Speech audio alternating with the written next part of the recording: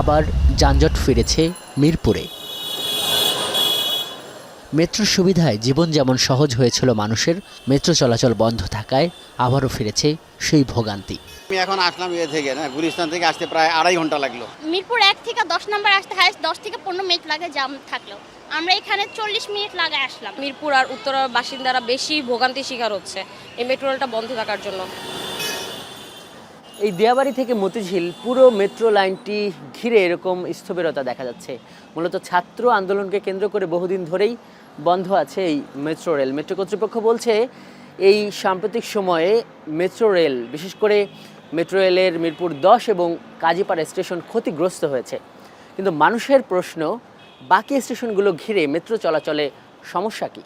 Metro rail তো অনেক গুরুত্বপূর্ণ, এটা কেন চালু করা হইতেছে না বুঝতেছি না। না, এই দুইটার জন্য সবগুলো বন্ধ করে দেওয়া উচিত না, এই দুইটা কার্যক্রম ওরা করুক। প্রথমে তো অর্ধেক করেই চালু হয়েছিল, তো ওভাবেই একটা দুইটা করে স্টেশন অন হলেই সবার জন্য ভালো হয়, সবাই এটাই চায়। যেগুলো হলো ক্ষতিগ্রস্ত হয় নাই কিন্তু বন্ধ করে দিয়েছে, আমরা চাই যে সেগুলো যাতে খুলে ফেলে, যাতে মানুষ আবার আগের মতো চলাচল করতে পারে, আসা যাওয়া যায়। যে তত্ত্বাবধায়ক সরকার আছে উনি এই ব্যাপারে বিবেচনা করে অবশ্যই যত দ্রুত সম্ভব জনগণের জন্য এই মেট্রো রেলটা খুলে দেবে।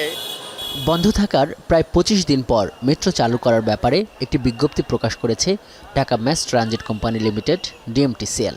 পুনরায় মেট্রো চালু করতে প্রয়োজনীয় কারিগরি পরীক্ষা নিরীক্ষা শুরু করেছেন তারা। সড়ক পরিবহন ও মহাসড়ক বিভাগের সচিব প্রধান উপদেষ্টার সঙ্গে বৈঠক শেষে জানিয়েছেন তাদের লক্ষ্য 1 সপ্তাহের আগেই জনসাধারণের জন্য পুনরায় মেট্রো রেল খুলে দেওয়া। বলতে পারি যে 17 তারিখ থেকেই মেট্রো রেল চালু হচ্ছে। আমরা এর আগে করে ফেলবো, এটা তো আমরা ট্রায়াল দিচ্ছি, তো এর আগে তো আগে করে ফেলবো।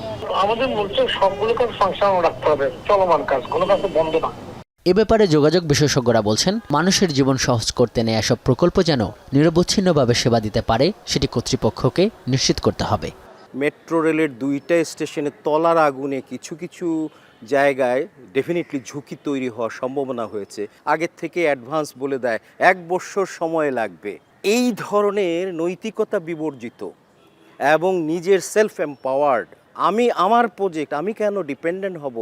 তাহলে আমার হোম গ্রোন হিউম্যান রিসোর্স কেন ডেভেলপমেন্টের এই প্রজেক্টটা এখানে থাকলো না?